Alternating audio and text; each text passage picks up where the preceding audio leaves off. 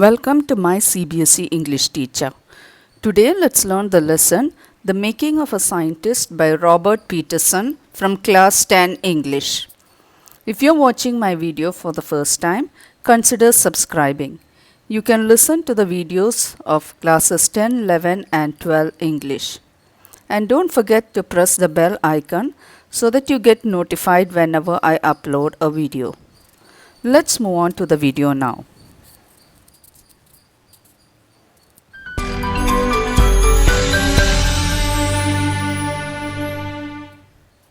About the author. Robert Peterson was an American newspaper writer who later became a freelance author of magazine articles and books, especially on the topics of sports and scouting. His 1970 chronicle of Negro League baseball titled Only the Ball Was White was hailed by the New York Times as having recaptured a lost era in baseball history and a rich facet of black life in America. Introduction. Richard E. Bright has received the Searle Scholar Award and the Schering-Plough Award for Biochemistry and Molecular Biology. It was his fascination for butterflies that opened the world of science to him. The story is about Richard E. Bright, who grew up in the town of Reading in Pennsylvania, USA. As he did not have much to do there, collecting things was his hobby. He used to collect butterflies as a child in kindergarten. Let's look at how this curious child who collected butterflies went on to become one of the greatest scientists of the world. Here is the summary of the chapter. The chapter, The Making of a Scientist, is a story about the famous scientist Richard E. Bright. Richie, as his mother used to call him, was a curious child right from his childhood.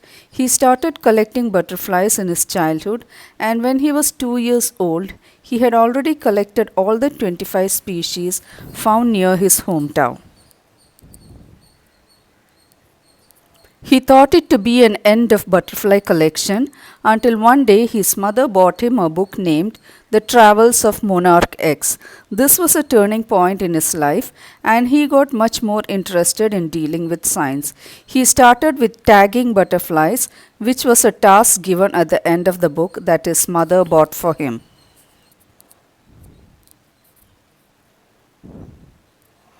Then when he first entered the country science fair with a slide of the frog tissue, he lost. Everybody won something, but his project did not win any prize. He was sad, but also understood that to win, he needed to do real experiments and not just make neat and clean models. Then he wrote down to Dr. Urquhart at the University of Toronto, asking him for ideas to make projects. He stayed busy during his high school, working on the long list sent to him by Dr. Urquhart. Then for the next year's fair, he chose the project of looking at the viral disease that killed nearly all the monarch caterpillars every few years. He thought that the reason for this could be a beetle. So he started raising caterpillars in the presence of beetles but could not get any results. So when he showed his trial experiments at the county science fair, his project won a prize. For the next year, he made an experiment to show that the viceroy butterflies copied monarchs. This project also made him win prizes. Then he started his research as to the purpose of the 12 golden spots on the back of a monarch pupa. Everybody believed that it was just a design, but Dr. Urquhart thought otherwise. Then E. Bright and another brilliant science student got together and made a device that could show that the gold spots were responsible for releasing a hormone that was necessary for its growth. With the help of sophisticated instruments at one of the labs, he got a chance to work and found the chemical structure of the hormone in the gold spots. One day, while looking at the photo of the chemical structure, he solved one of the biggest puzzles of life. He came to know how a cell blueprints its DNA. It was a big breakthrough and was published in a magazine. He also had many other interests and also admired his social teacher as he was the one who used to give him new ideas. He was good at debating, public speaking, and a great canoeist.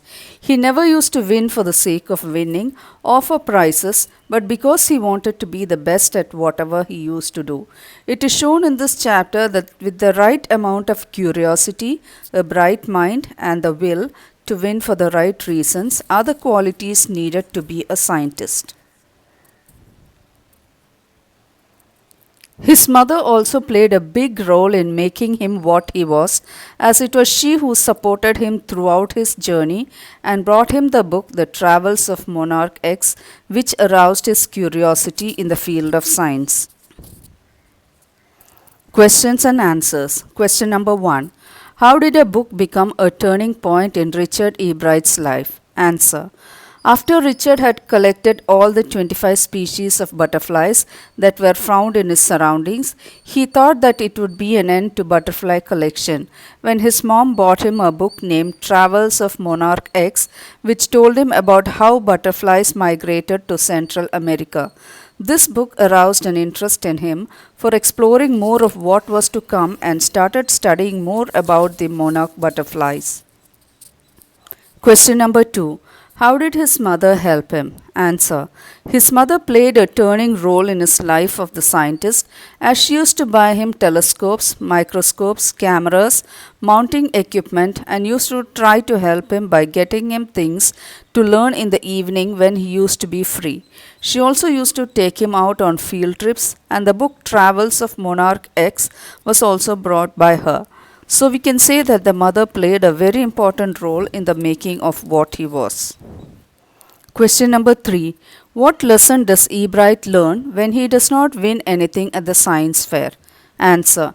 He learned that just by showing neat and clean simple slides won't make him win anything, but the actual experiment that he will perform will help him win the prize at any fair. I hope you liked today's video. For more interesting videos, do watch my CBSE English teacher. If you really like the videos, please hit the like button and share it among your friends. Don't forget to leave a comment and please subscribe to my CBSE English teacher. Thank you for watching.